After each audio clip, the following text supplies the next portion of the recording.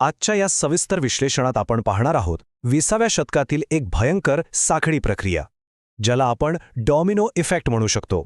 महायुद्धांपासून ते शीतयुद्धापर्यंतचा हा प्रवास असा आहे ज्याने आजच्या आधुनिक जगाचा आणि राजकारणाचा चेहरामोहरा कायमचा बदलून टाकला. आता आधुनिक आंतरराष्ट्रीय राजकारण कसं घडलं हे समजून घ्यायचं असेल तर हा जागतिक रंगमंच पाहणं खूप गरजेचं आहे. युरोपच्या एका छोट्या कोपऱ्यात ठिणगी पडली आणि त्याचा भडका संपूर्ण जगभर कसा उडाला हे यातून अगदी स्पष्ट होतं. हा काही केवळ 2-4 देशांचा वाद नव्हता, तर याने संपूर्ण जगाला आपल्या कवेत घेतलं होतं. हा कालक्रम पहा. 1914ला सुरू झालेली ही घटनांची साखळी अक्षरशः 1991 पर्यंत म्हणजे शीतयुद्ध संपेपर्यंत थांबलीच नाही. एकामागोमाग एक घडणाऱ्या या घटनांनी जगाला श्वास घ्यायलाही उसंत दिली नाही असं म्हणायला अजिबात हरकत नाही. पहिले महायुद्ध 1814 ते 1818, विनाशाची पहिली मोठी ठिणगी. आता या महायुद्धात जगाची 2 मुख्य गटांत कशी विभागणी झाली होती हे येथे स्पष्ट दिसतंय. एका बाजूला होती मित्र राष्ट्रे, ज्यात ब्रिटन, फ्रान्स, रशिया, इटली आणि अमेरिका यांचा समावेश होता. तर त्यांच्या अगदी विरुद्ध उभी होती मध्यगत राष्ट्रे, म्हणजेच जर्मनी, ऑस्ट्रिया-हंगरी, तुर्कस्तान आणि बल्गेरिया.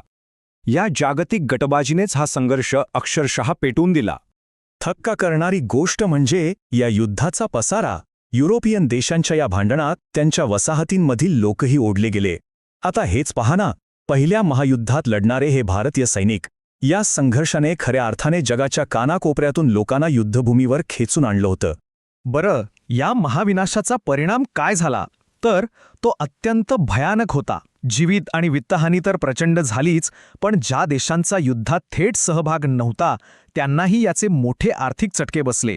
युरोपमधली ती जुनी बलाढ्य साम्राज्य पत्त्यांच्या बंगल्यासारखे कोसळली, नवीन राष्ट्रे उभी राहिली आणि सर्वात महत्त्वाचं म्हणजे आफ्रिका आणि आशिया खंडातील वसाहतींमध्ये स्वातंत्र्याच्या चळवळींनी जोर धरला.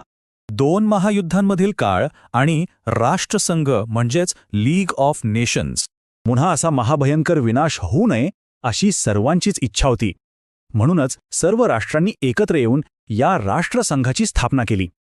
आंतरराष्ट्रीय समस्या या युद्धभूमीवर नाही तर टेबलवर बसून वाटाघाटी करून सोडवल्या जाव्यात आणि मुख्य म्हणजे युद्ध टाळावे, हा यामागचा अत्यंत प्रामाणिक आणि आशावादी हेतू होता. पण दुर्दैवाने वास्तव वेगळंच होतं. युद्ध थोपवण्यात हा राष्ट्रसंघ पूर्णपणे अपयशी ठरला. आणि या अपयशामुळे काय झालं तर युरोपमध्ये पुन्हा अस्थिरतेचं वातावरण निर्माण झालं. याचाच फायदा घेत जर्मनी, इटली आणि स्पेनसारख्या देशांमध्ये हुकुमशाही राजवटींचा उदय झाला. आणि याच साखळी प्रक्रियेचा अटळ परिणाम म्हणजे जगाची दुसऱ्या महायुद्धाकडे झालेली वाटचाल.